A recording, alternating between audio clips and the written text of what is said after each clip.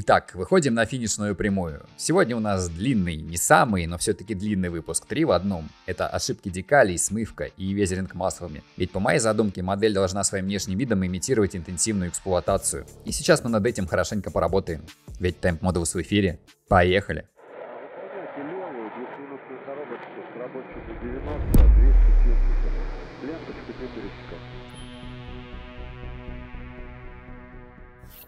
Вообще, сейчас по декалям будет фестиваль косяков, моих и ГВХшных, и еще неизвестно кто кого, так что вы быстро поймете, что с комментариями в духе «шедевр» вы поторопились, но зато вы этих ошибок не допустите.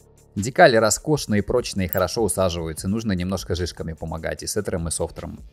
Но, естественно, искоробочные декали с точки зрения технички не полные. Для любителей дотошного моделизма есть специальный набор от Бегемота на техничку самолетов семейства Су-27. Она тут на разные производственные серии, на вооружение и на Су-33 есть полезная штука. Как, к примеру, у Бегемота есть декали маркировки шпангоутов по всему фюзеляжу. Хотя и Бегемот не идеален, вот этих декалей, допустим, нет. Или вот еще в этом месте у Бегемота на 5 декалей больше, не считая шпангоутов. Я же сосредоточусь на самых заметных нюансах, и у ГВХ их почему-то больше всего спереди. Во-первых, таблички B112 и B114. На схеме и на декалях они практически одинаковые. А более типичная картина — это когда вторая заметно больше. И на схеме у Бегемота это отражено. Как и на схеме окраски для моего борта. И здесь еще и верное их расположение. А поскольку схема окраски — это отдельный лист, то легко ошибиться. Причем, если найти эти таблички на декалях у Бегемота, то они тоже на вид практически одинакового размера. Так что первую я беру у ГВХ, а вторую у Бегемота. Прикидываю, чтоб нигде ничего не налезало друг на друга. По мне так чуточку лучше. Теперь про декаль маркировки крепления стремянки. Вот чтобы сами крепления были примерно посередине этих рамок, декаль нужно сначала расчленить, тут уж поверьте на слово. Помните, я в серию про сборку фюзеляжа говорил, что этот рычажок открытия фонаря нужно убрать? На схеме с техничкой он маркируется декалью B115, и скорее всего в большинстве случаев моделист, идя по листу технички, просто ее нанесет. А потом, дойдя до листа со схемой нанесения опознавательных знаков, заподозрит неладное, увидев декаль А50. Дело в том, что этот борт ранних производственных серий, и ручка открывания фонаря у них располагалась именно здесь, а у ГВХ на схеме их вообще две сразу. Можно заметить эту сноску, но перевод этой формулировки сбивает с толку. Вот такая подпись уже не путала бы. Она уже не говорит о замене декали, а говорит о пропуске шага. Что ж, я из тех, кого перевод запутал. Ну что тут скажешь, надо курить матчасть. Вообще, встречал в сети работы, у которых из-за такой инструкции по 2 декали сразу нанесено. На схеме бортовой номер горизонтален, а благодаря этой фотке мы уже знаем, что нет. И не наносите его по этой линии стыка, иначе вот такой промах будет. Вот так уже не промахнетесь. Сэкономлю вам чуть времени. B116 на декале это B226. Теперь декаль Дзёмги. На схеме сидит неверно. Есть фото этого же борта. Видим, что кончиком крыла она касается верхней линии, лапами и стрелой заходит на лючки обслуживания, а кончиком стрелы до края переднего лючка. Поверхность фюзеляжа под ней и вокруг нее чистая. Декаль ты так фиг впишешь, потому что она меньше, чем надо. Я расположил менее палевно и более компромиссно, а еще эти штуки надо убрать. И декали B125 не наносить. Короче, что тут скажешь, не выбирайте борт 0.5, будет проще. Теперь, декали надписи на лючках 118, 119 и 227. Они на схеме нарочито заметно горизонтальные, а вообще-то нет, сориентированы так же, как и лючки. Далее декаль 62 и декаль 124 это одна и та же декаль. Декальки L22, 23 и 21 это на самом деле 123, 122 и 121. Я не нашел референс, на котором они расположены так же, только что-то наподобие. Это наиболее часто встречающееся расположение, оно же характерно для моего борта. И то это пятно намекает, что не совсем. Я же наносил и выравнивал вот по этому референсу, а вот хороший нашел уже позже. Это углубление для упора домкрата, и хвостик на декале тут смотрит на это углубление. Разрезать придется только один из трех. Теперь это предупреждающая разметка на кромке воздухозаборника. На схеме от ГВХ мало того, что ее положение не разглядишь без зума, так оно еще и пляшет от картинки к картинке. В реале оно бывает вот таким, бывает с перехлестом. У моей модели должно идти вровень с металлической окантовкой губы. Вот такие перехлесты декали и расшивки намекают, что в этом месте может быть что-то не так. Тем более, что у Бегемота здесь все опрятно и логично. А референсы подтверждают опасения. Слева какой-то SM, а справа P. Ну тут еще очевиднее. И опять странный нахлёст у B77. А у бегемота наоборот все логично, и позднее референс это подтвердил. А еще эти декали маркировки подвеса на схеме ГВХ находятся сбоку от оси крепления переходных балок. А у бегемота наоборот на оси. Но я и решил, что раз бегемот прав с надписью, наверное, будет прав и в этом. Ага. Позднее референс меня разочаровал. Впрочем, если допустим оба варианта, то вы пишите в комментариях, я тогда не буду исправлять. B184 лежит не на ухе створки, а ниже на стенке воздухозаборника. B152 наоборот лежит через стык, стрелкой указывая в кружок, как на фото. А вот чтобы B200 легла ровно, как на схеме и фото, а не как у меня, ее нужно сначала разрезать. Этот крестик запрет становиться и ронять панель лежит ближе к ее середине. Теперь декали ловушек. Их лучше оставить такими, как на большинстве фотографий машин в воздухе. Я повелся на этот референс. Хотя есть фотка, где самолет в воздухе и колпачки выцветшие такие, но лучше просто металлические. Для выравнивания звезд на килях и крыльях не обязательно использовать только глазомер. На килях, например, мне подошел металлический трафарет. Он еще и для бортового номера удачно ложится. А сориентировать лучи звезд мне помогла маскировочная лента, направленная от кромки крыла. А нарастив толщину, еще и упростил себе задачу. Собственно, это все, что я хотел показать и рассказать по декалям из этого набора. Если я что-то пропустил в ролике, вы знаете еще какие-нибудь косяки, то пишите в комментариях. Я же свои косяки, найденные, имея еще один комплект декалей, да и бегемот тоже, наверное, между сериями устраню, дабы совсем лицо не ронять. А далее у нас вторая часть, смывка. Сейчас расшивка отлично читается на крыльях и килях, на лючках, где она самая глубокая. А на фюзеляже, где она помельче, ее скрал светло-голубой камуфляж. По сути, моя задача сейчас проявить ее назад до уровня контраста, как на крыльях, но не более, может даже менее. Чтобы она выглядела масштабно, едва различимо, и как это сделать, да очень легко, сейчас покажу. Помните, в серии про кабину я говорил, что для смывки всей модели достаточно этих баночек? Ща кто-то такой, да я вообще все только черный смываю, что он несет? Ну смотрите, у меня тут нейтрально-серый цвет, а вообще у Тами есть еще и светло-серый. Я его не пробовал, но возможно он подойдет лучше, потому что просто нейтральный серый для меня темноват, особенно на светло-голубом камуфляже. У меня же нет светло-серого и нету белой эмали, поэтому я буду подмешивать белое масло.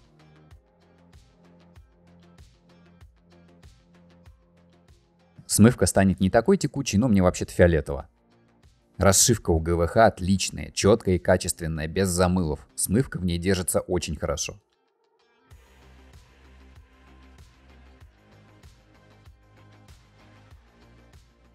И чтобы она гарантированно там оставалась, я ватную палочку, смоченную в White Spirit, хорошо сушу об бумагу.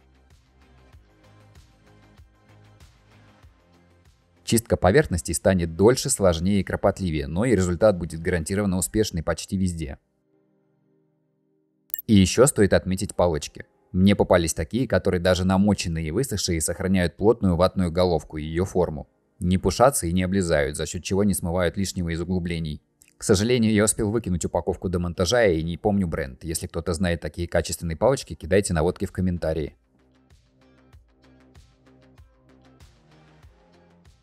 Из-за таких удачных факторов я могу убирать оставшуюся грязьку и лишние разводы, не опасаясь смыть уже нанесенную смывку. И большой вклад делает то, что я убирал апельсиновость поверхности, постоянно шлифую ее финишным абразивом на каждом этапе, от грунта до лака. Плюс лаки от Ганза C серии шикарные.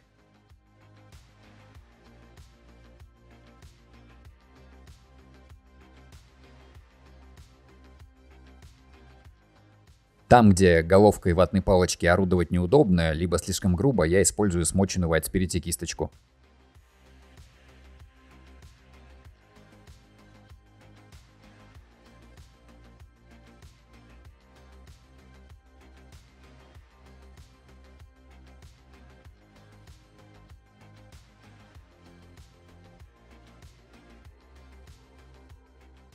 Отверстие решеток смываю уже черной смывкой, и ей же смываю стыки с металлом.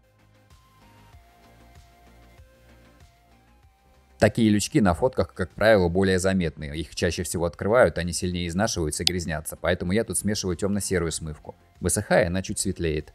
Круглые антенки по краям должны быть радиопрозрачно белыми, я потом исправлю. Оттенок, который я использовал для светло-голубого цвета, подходит и на серых пятнах. А для голубых я брал практически неосветленный нейтрально-серый. Предвосхищая вопросы в комментариях про пропорции, я скажу, что не знаю, ребят, я осветлял маслом. Делайте на глаз, как я, главное не смывайте всю модель черной смывкой.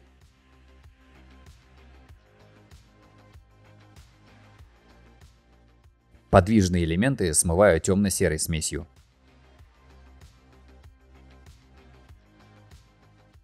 Белые тоже я решил как-то лучше смотрится.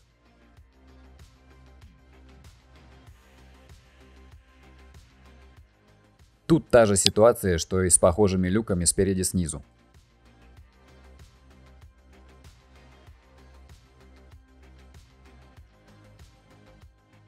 Эту же темно-серую смывку добавляю в места, в которых планирую много потеков. И в места, где на фотографиях стыки выглядят жирнее. Ну и стык откидной части с носовым обтекателем тоже можно сделать контрастнее.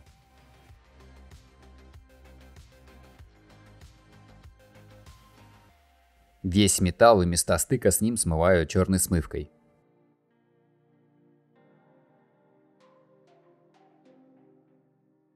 Беру белое масло и, не взбалтывая его, кистью достаю осевшую массу. А потом наношу его для имитации блеска головок клепки на жаропрочках. Я так понял, на них нету такого окисления, и они просто лучше ловят блик, они более бесцветные.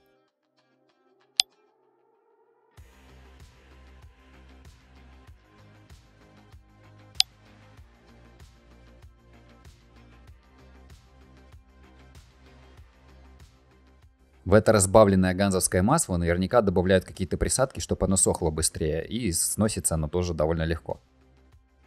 Упрощаю себе работу, закрывая его глянцевым лаком.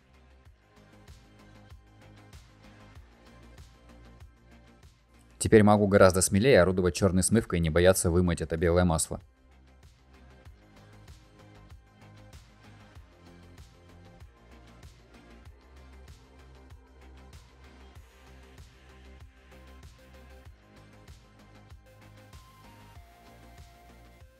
Смывается все легко и просто, тут много глянцевого лака и расшивка глубокая.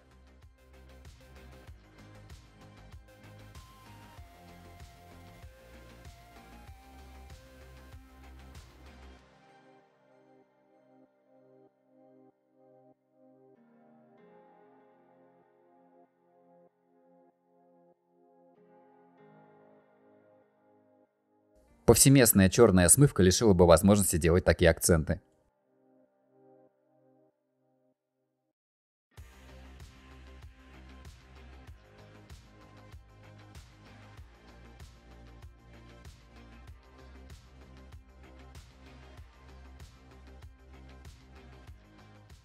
Кажется, что с расшивкой ничего и не сделано, она из коробочная, чего я, собственно, и добивался, потому что покраска ее скрала, а я вернул, и не более.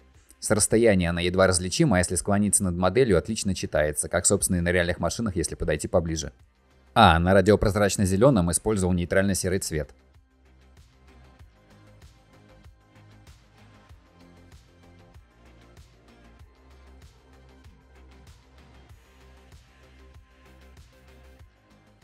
Итак, второй этап позади, с этого мы начинали,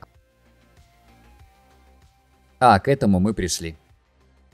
И вывод тут только один. Равномерно контрастная черная смывка на небесно-голубых фланкерах, особенно в 72-м масштабе, это табу. Что ж, давайте зафиналим все проделанное везерингом маслами. В серии про покраску я уже упоминал, какие фотки буду держать под носом и на какие равняться, когда буду наносить погодинг.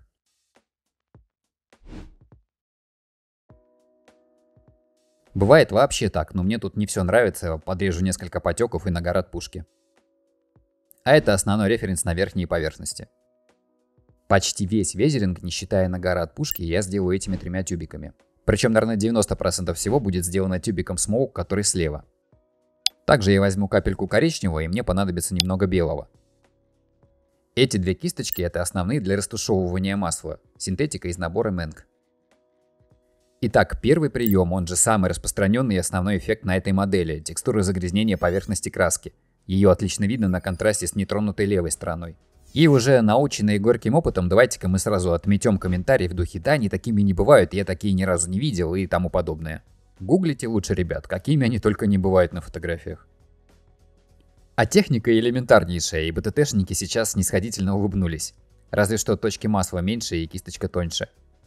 Подойдет любая тоненькая кисточка из любого магазина рукоделия, которую не жалко. Потом этой же тоненькой смоченной в White Spirit кисточкой начинаю каждую точку аккуратно растушевывать. Надо поагрессивнее, опять добавляя в нужных местах мелких точечек, а потом опять их аккуратно растушевываю. Так можно добиться любой насыщенности и любой текстуры. Потом эту текстуру смягчаю ватной палочкой, причем сухой, ни в чем не смоченной.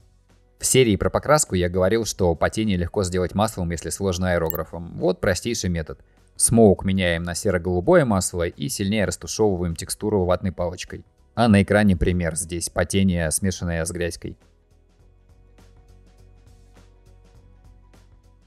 А для наглядности вот вам фотография двух бортов в строю, и у обоих этот эффект наблюдается. И третий до кучи. Также, к примеру, делаю следы керосина у горловины.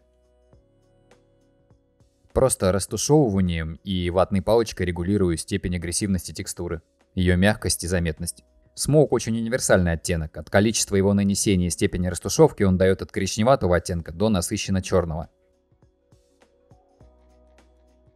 Такими же масляными точками делаю фильтр на мотогондолах снизу. Ну то есть я наношу точки покрупнее, а растушевываю их гораздо мягче, менее текстурно.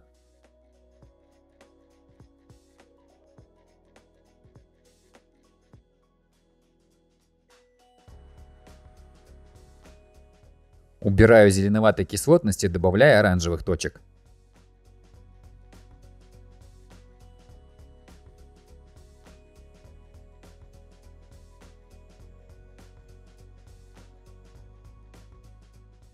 Причем у меня здесь еще более художественно и лайтово, потому что оно вообще-то вот так бывает.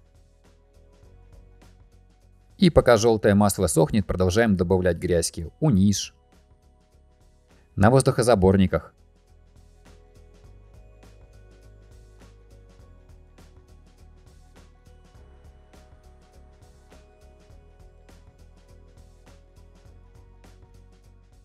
Я тут еще стараюсь лайтовенько сделать. И этим же методом делаю текстуру на консолях крыльев, причем у нас здесь прикольная часть панелек остается чистыми.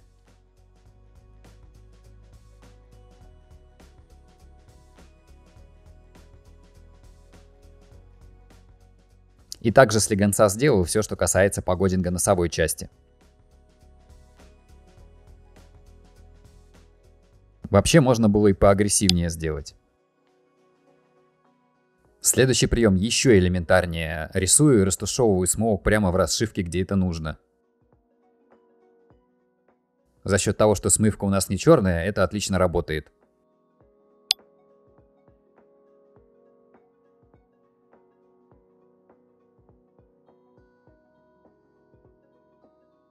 Кстати, обратите внимание, здесь еще нету масла и расшивка смыта даже не черным, а темно-серым цветом.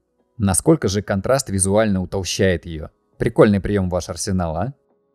Единственное место, на котором я применяю коричневое масло от Ганзы, вот эти люки мотогондол.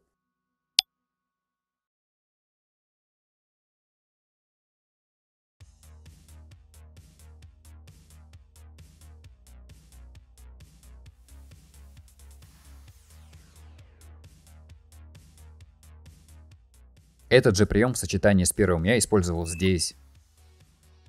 Вот тут на панелях воздухозаборников. Причем у них клепку изнутри можно было сделать темно-серым. На фотографиях это головки болтов, которые больше по размерам. А в расшивке рядом коричневого растушевать. И изнутри также. Вон на фотографиях пара в строю, и у каждого в этом месте одна и та же картина. Когда буду делать работу над ошибками, добью.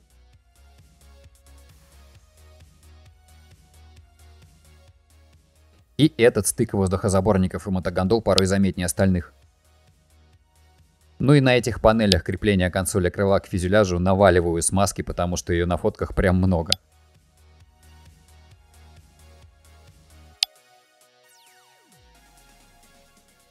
Потом остается дорисовать ярких контрастных потеков. Тем временем желтое масло подсохло, закрывая его полуглянцевым лаком. и начинаю добивать его смоуком до цвета Кока-Колы, как и должно быть. И это третий прием везеринга на этой модели — создание потеков. Рисуешь нужной формы и в зависимости от того, что нужно, либо растушевываешь весь, либо только с конца, либо вообще не растушевываешь.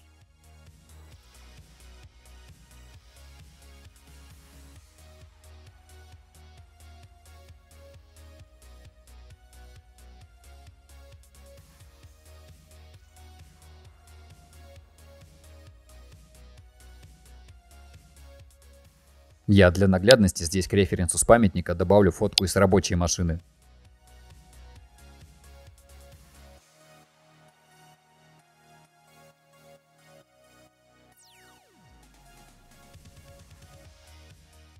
Тут уже классно бликует повреждение краски, которые я нанес алюминиевой кисточкой, подражая фоткам. Хотя часть алюминиевых пятен надо было заменить чиппингом цвета грунта. Ну да ладно.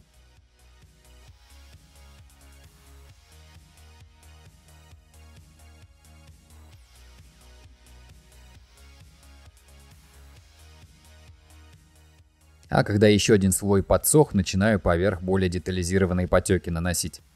Ну, точнее, правильнее, более четкие и менее растушеванные.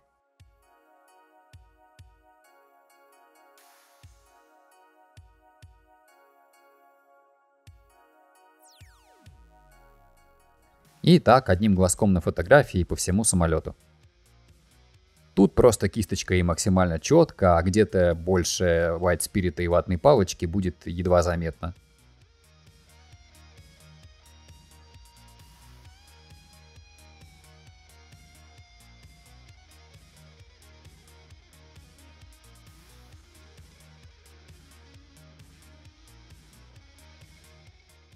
На петельках приводов флоперонов смазка может тянуться по-разному. Хоть через весь флоперон, хоть совсем чуть-чуть. Я решил сделать лайтово.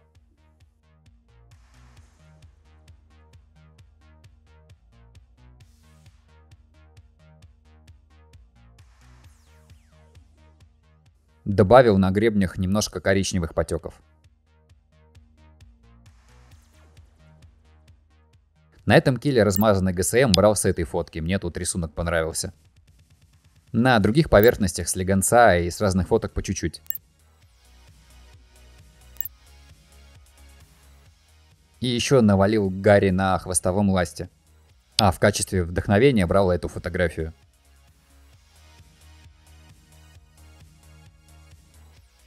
Решетки перепуска на воздухозаборниках тоже довольно чумазые. И все это по-прежнему с помощью одного лишь тюбика смоука топтейлунга.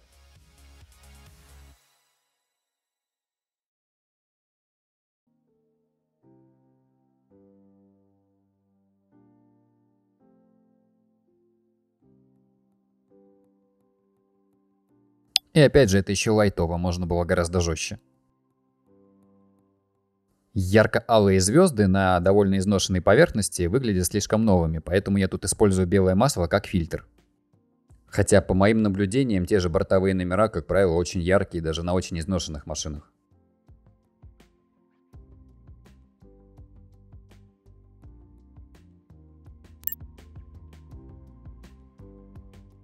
А теперь изюминка, пороховой нагар от пушки и главный референс, по которому я его сделаю. И ничего удивительного в том, что его проще всего оказалось сделать естественным путем, втирая пигменты. У меня это сажа и ржавчина. Втирается пигмент легко и управляемо. Если где-то переборщил, можно убрать сухой ватной палочкой. Если нужно подкорректировать вообще убрать все, то мокрой.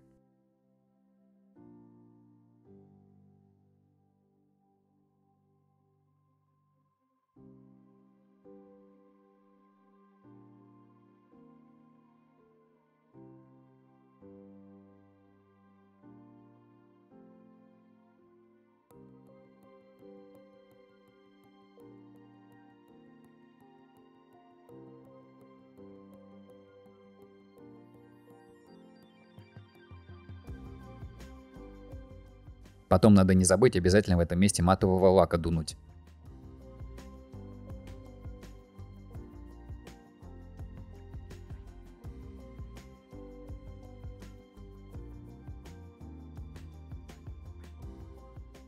Ну, что скажете? Пишите мнение в комментариях.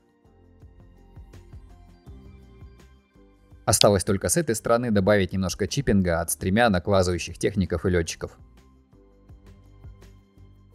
А потом на этот износ добавить немножко акцента маселками. Едва заметного.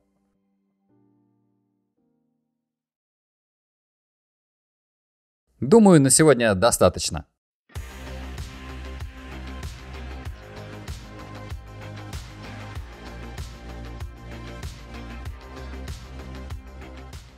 Кили пока сращивать рановато, носки крыльев тоже. Сначала поставлю переходные балки под подвесы.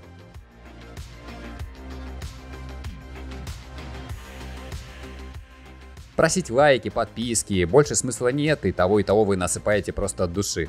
А вот на группу подписываться не забывайте, там анонсы, конкурсы, крутые ребята и крутые работы. И эти фотки там, кстати, тоже будут. Обязательно пишите в комментариях, был ли вам полезен этот выпуск и что думаете о увиденном, мы стараемся на все реагировать.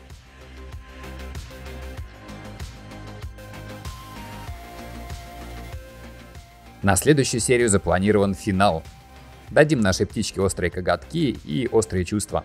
И вместе полюбуемся кадрами готового самолета. А пока что спишемся в комментариях и увидимся. Пока.